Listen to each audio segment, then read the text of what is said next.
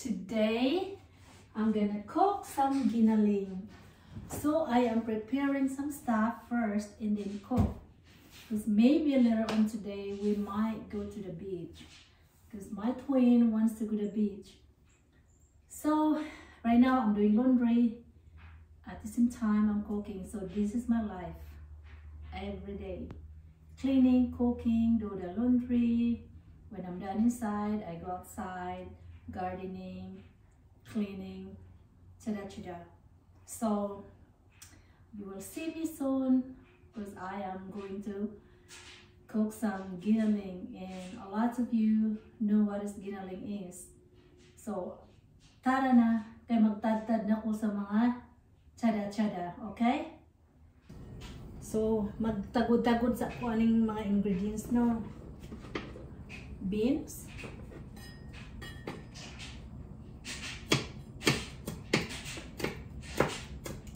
as you can hear, guys, I'm doing laundry. Kung magisugong akong kaluha pa, hiwa-hiwa ko ani unya. Wa man nila gitiwas. Abi man akong tabangan ko sa diha, wa man gihapon. Mga bata karon nowadays, mga tapulan. Kids nowadays are lazy. Tungkol sa mga gadget na ba, unlike before when we're growing up, no gadget, no TV. I like the life before, you know. I mean, I still like it because you know why? Be thankful that God has given us another life. So always be thankful that every day He's waking us up. Ang akong giniling, akong sagulan o safety. So, tagtad na naman tayo.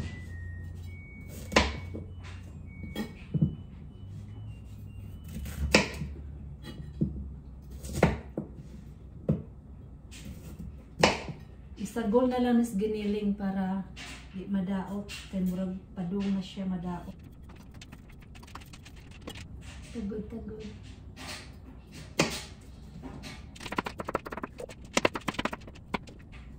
Ang akong giniling walay carrots kay dili mga unang kambal. Mas sanay sila sa beans lang. Pero akong sagulan na ning siyuti kay murag kadaot na siya. Sayang ba? So mga akong sila kung sagol sa akong giniling. So now mag-start na ta sa pagluto. Ang akong gamit nga oil is kana siya. Sama na siya. Beef tallow.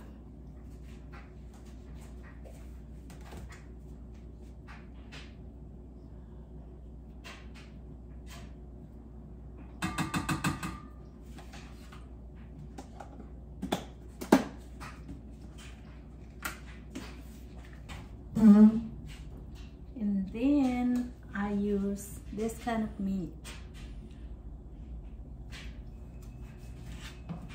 Simple lang kayo ang kuan. Ang akong giniling. Karon ready na sila nga eh. Sometimes nagluto ko din no. Kunya nag-cellphone. So there's a lot of people can relate what I'm talking about. Luto-luto ko din.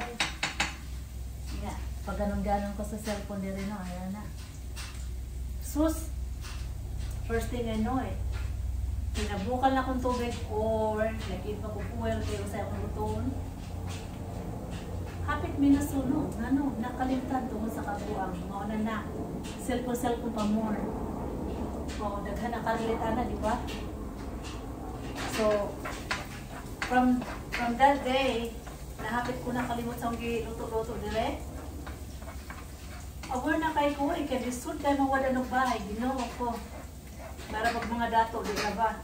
Walang makapalit na yung balay di ra ba may tagpiso ang balay ang malitag na po kabo o bisag pila kabo nya milyon-milyon ang balay patay ta na so mantini lang tas kapobrehon basta lang na ibalay gamay okay mao na importante so karon maglunod na ta sa ato ang beef ground beef so ako na siyang haunon kay para di mag-init ang ato ang nang ug kamot so dire siya ana lang siya ya ko maning hugasan kay kung idiretso ni sa basura baho so hugasan muna kay ang basura is every Friday unya kay Friday man ron human nag-pick up gali ng buntag so mao lang ni siya dire meat ground beef paborito kani sa kambal. Yung na yung pagkambal, Mommy, can you cook? Be surprised every day. We're not gonna get tired. Itawag man sa daddy nila, be surprised. Ang ako ang giniling. Igibutangan na daw og beans. Nahimong beans surprise. Ang ako ang giniling. Kina akong banana, bisag unsay pang angga niya takong mga pagkaon. Walang usahay takong pangaon. Dili na ko kakaon, kay luto na ko, tungod kay yan di ang gagawin sa bunsa. Makalabot siya. So karon, daghan na kay mga Philippine food na di na ko kakaon, tungod sa ako ang banana. Kaya ko mapagkaon, yung magyang sa bunsa na lang, niya.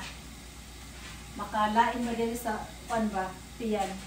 So daghan na kay kung mapagkaon na to sa Pilipinas na di na ko kakaon, tungod na po niya.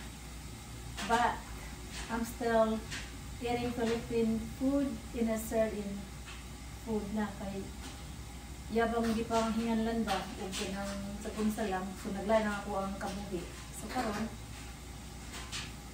mura nag-inarte pero dili ko arte mukha ko bisag punsa basta lang ganahan ko mukha ko kay palakaon ko ay